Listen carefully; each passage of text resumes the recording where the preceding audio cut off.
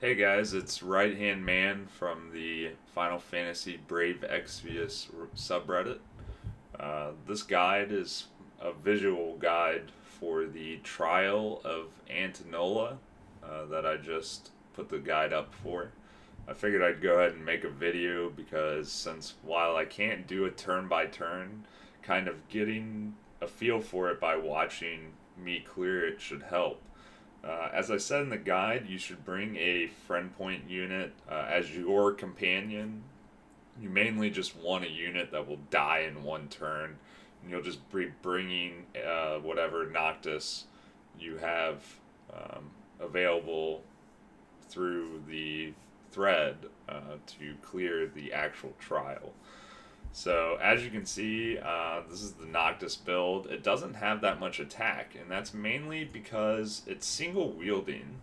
You're using two Ring of Loose Eyes and three Quick Assaults to reach 100% evade. And then the other important part of this build is having Discernment or Goddess's Protection, because Antenolla will cause quite a few status effects that Noctis is not immune to. And once you get paralyzed, you cannot evade. So we'll go ahead and go into the trial, and you guys can kind of get a feel for how this will work. So here you'll just be taking me. I'm just going to depart without a companion. Before I depart, though, this is extremely important. Make sure that you have 5 elixirs. Most of the times I've cleared this when testing. I only use 3 or 4, but you can get very unlucky, and it gets kind of hairy sometimes. But RNG is RNG, so I'm gonna go ahead and go, and you guys can enjoy. So the first part of this boss that we want to kill is this top part. This would be the Ivy. It's Antenolla B. So we will go ahead and just start.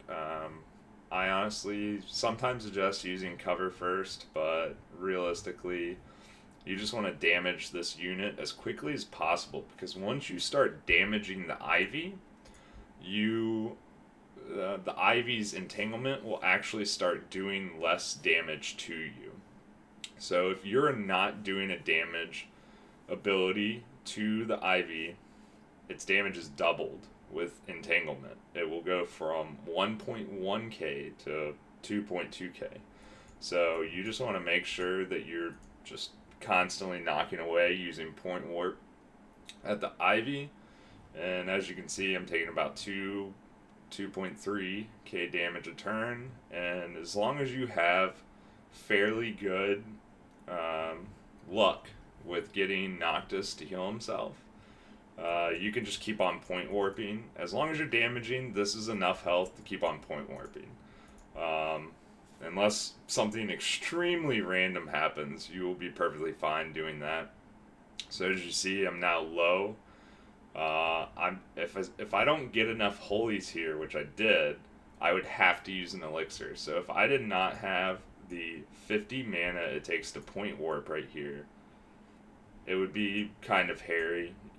So I would maybe suggest using an elixir. You could possibly auto attack and see if next turn you get enough mana, but since I got enough mana, I'm gonna make sure I go ahead and point warp, so that way I don't have to worry too much about it. And then we'll just keep on taking it down. So after this part, the fight becomes much easier. And the main reason that is because you're removing one of the 2 ways that you really take damage. So in this situation where you don't have enough mana to do anything, I would just attack, like auto attack. Auto attacking is great in this fight. I know you don't do that much damage considering the build, but it really helps build out your limit break bar, which can do a lot of damage, obviously, if you know Noctis. So just keep on taking it down. Alright, now that we have the Ivy down, we are going to focus on the main body of Antenolla. The main reason is that we could kill Antenolla C, which is the roots, and Antenolla D, which is the leaves, first. But by going ahead and getting the main body down to 50% health, you are avoiding the part that you don't have that many auto attacks coming in. So by shortening that segment, by already having her at 50% health, you don't have to worry as much because you're not going to be able to dodge too much once there's only the flower left. So we're just going to go ahead and focus on that part and go ahead and take it down to, I say half health, but realistically like 55% is perfectly fine as long as it's somewhere close to half.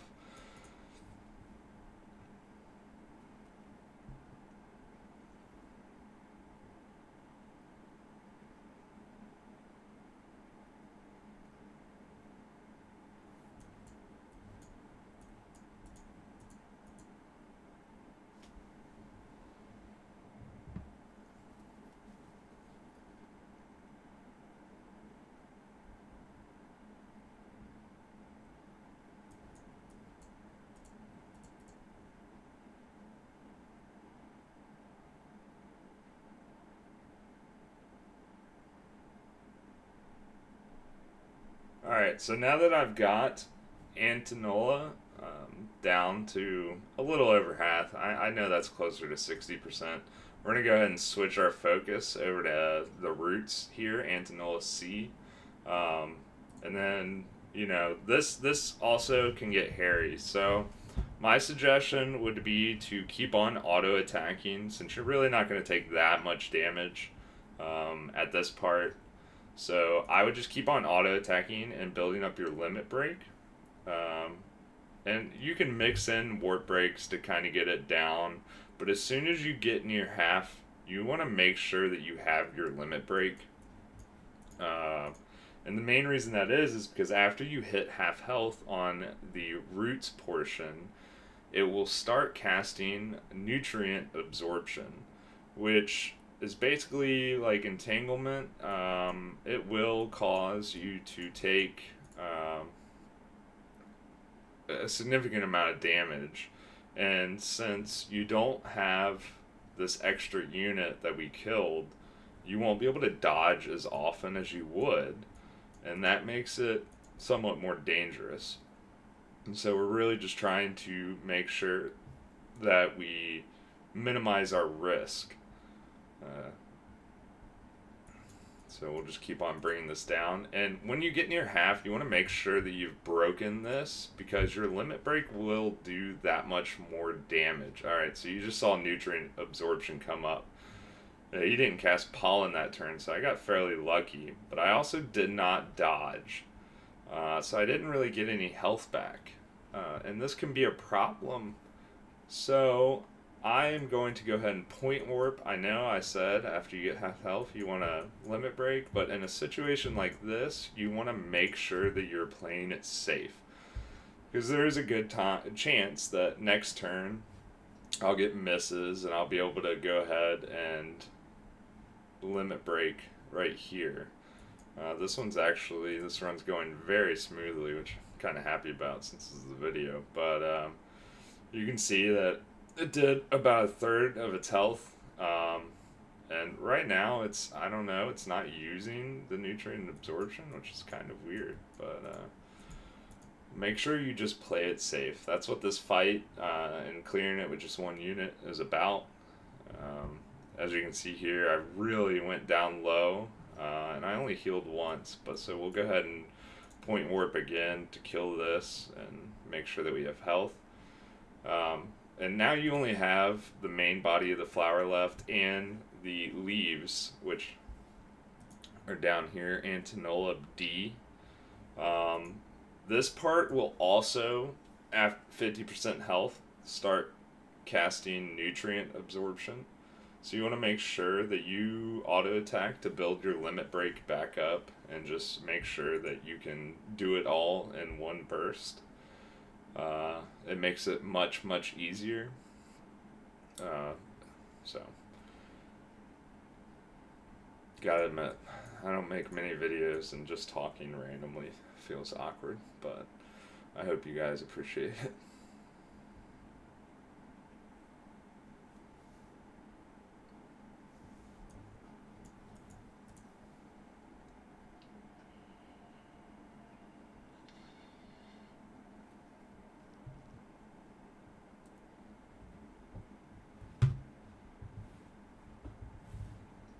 So we're just going to keep on auto attacking. I mean, if you don't have the mana, like I said earlier, because you're not getting enough counters for Holy, you just want to really just play it slow. This fight takes a long time. When you're doing these kind of builds, you end up with long drawn out fights, since you're not going to be able to do that much damage, but you're also not taking any damage. So I guess it kind of evens out, but it just makes it somewhat long. Funnily enough, when you're testing out all of this stuff, and each run takes, like 15 minutes, because you're constantly trying out stuff, and you make a mistake and you die, and you have to test it again for another 15 minutes. It's very easy to spend a lot of time just constantly testing that out. So, now that I have it here, I know that a warp break will bring Antenolla down below 50%. And I want to make sure that they have that debuff for after I use my limit burst, because you do that much more damage with this boost, and that boost only lasts for 2 turns, whereas warp break will last for 3. So the idea is going to be to warp break once, hopefully have enough health after they use nutrient absorption right here, which luckily I have plenty of health. And go ahead and use your limit break, and then be very lucky and get enough mana excuse me, to cast warp break after this.